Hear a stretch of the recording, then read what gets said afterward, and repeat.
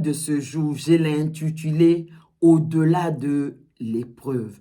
Nous sommes la lumière du monde que Dieu allume en nous pour placer au sommet de sa montagne, de la montagne de l'Éternel, afin d'éclairer des multitudes de nations.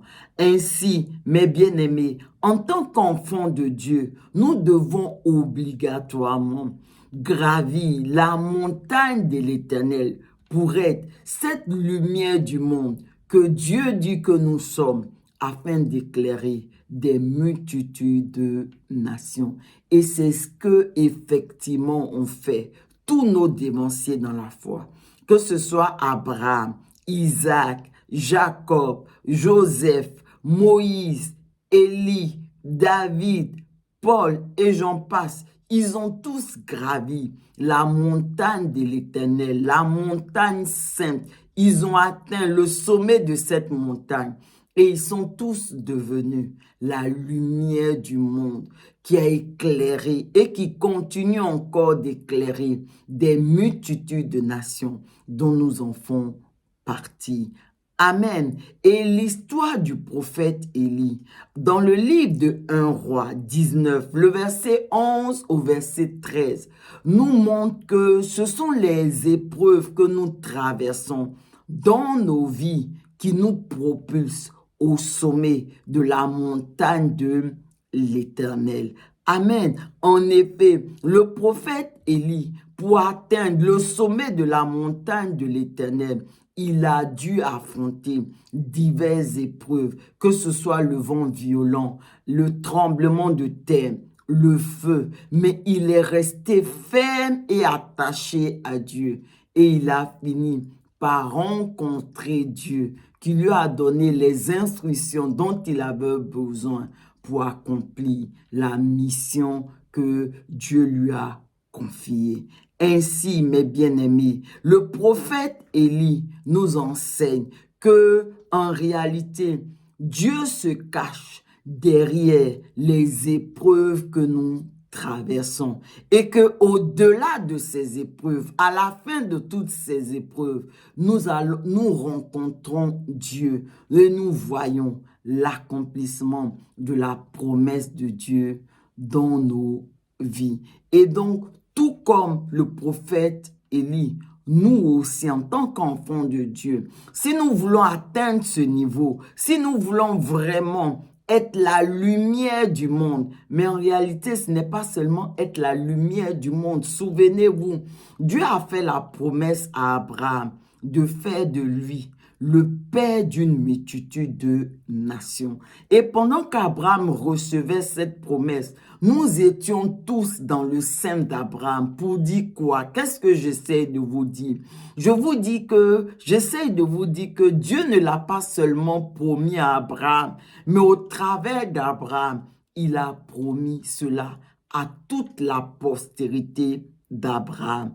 Être le père, les mères de multitudes de nations, enfanter des multitudes de nations. Mais pour enfanter toutes ces multitudes de nations dont le Seigneur parle, à laquelle Dieu nous appelle, la Bible nous montre très clairement que nous allons devoir affronter, passer par des épreuves.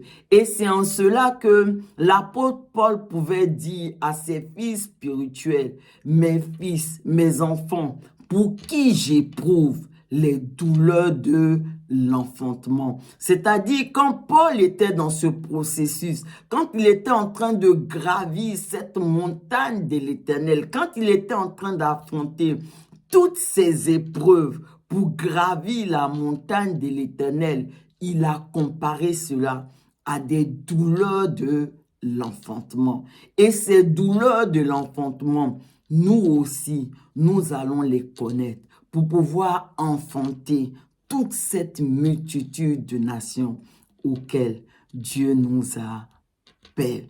Et David, le roi David pouvait dire que sans l'aide de Dieu, nous ne pouvons pas gravir affronter toutes ces épreuves. Nous avons besoin de l'aide de Dieu. C'est en cela qu'il fait cette prière dans le psaume 61, le verset 3, où il dit « Conduis-moi sur le rocher que je ne peux atteindre. » En d'autres mots, Seigneur, sans toi, nous ne pouvons pas gravir ta montagne. Sans toi, Seigneur, nous ne pouvons pas atteindre cette montagne, ta montagne. Sans toi, Seigneur, nous ne pouvons pas traverser toutes ces épreuves qui se dressent au-devant de nous. Sans toi, Seigneur, nous ne pouvons pas enfanter toute cette multitude de nations que tu nous as promis. Nous ne pouvons pas être la lumière du monde sans ton aide.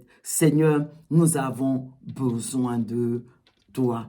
Amen. Et donc, en réalité, mes bien-aimés, c'est que j'essaie de vous expliquer que les épreuves par lesquelles nous passons, contrairement à ce que nous pensons, elles ne sont pas faites pour nous détruire. Souvenez-vous, le Seigneur pouvait dire dans le livre d'Ésaïe, Ésaïe 43, au niveau du verset 2, Dieu dit, si tu traverses les eaux ne te submergeront point. Si tu traverses le feu, la flamme ne te consumera point. Les eaux, le feu, ce sont des épreuves. Et donc, Dieu nous dit que nous fait la promesse que si nous traversons les épreuves, quelle que soit l'ampleur de ces épreuves-là ne vont pas nous détruire. Parce que justement, ces épreuves ne sont pas faites pour nous détruire.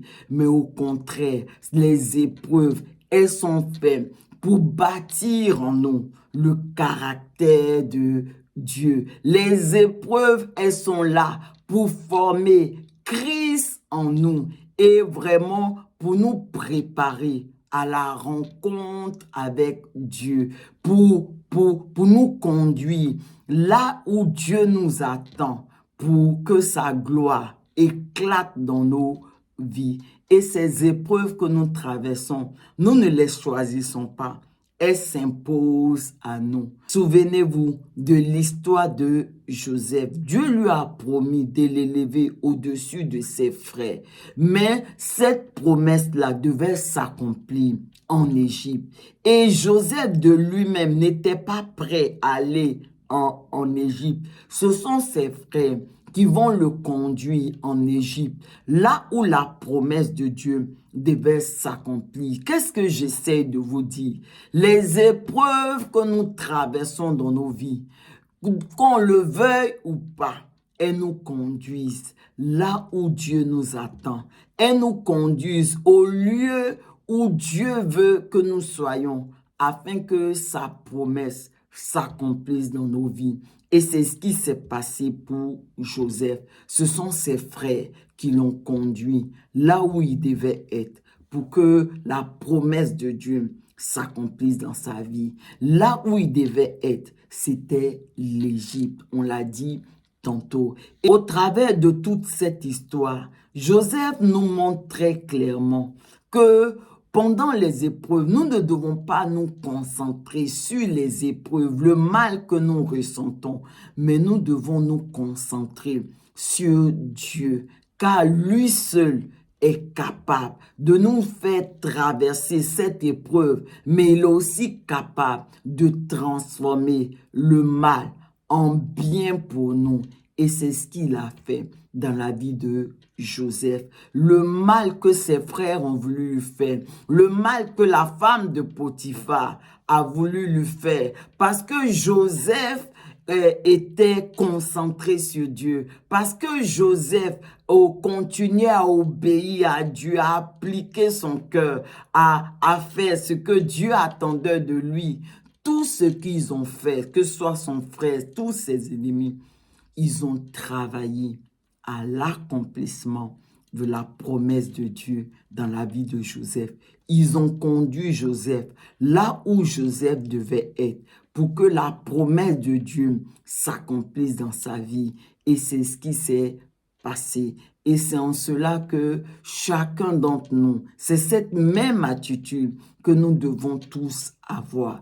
Nous devons, dans l'épreuve, ne point nous concentrer sur l'épreuve, mais nous concentrer sur Dieu. Et surtout, continuer à obéir à Dieu, afin que la seule et unique volonté de Dieu s'accomplisse au travers de cette épreuve-là. Et que au-delà de cette épreuve, nous puissions voir Dieu, nous puissions rencontrer Dieu et voir l'accomplissement de toutes ses promesses dans chacune de nos vies. Élevons la voix ensemble et prions. Seigneur, comme David l'a fait, nous aussi nous voulons faire cette prière. Conduis-nous sur le rocher, sur ta montagne que nous ne pouvons atteindre. Conduis-nous, Seigneur Jésus. Aide-nous à être la lumière du monde que tu dis que nous sommes. Et aide-nous à enfanter toute cette multitude de nations auxquelles tu nous appelles.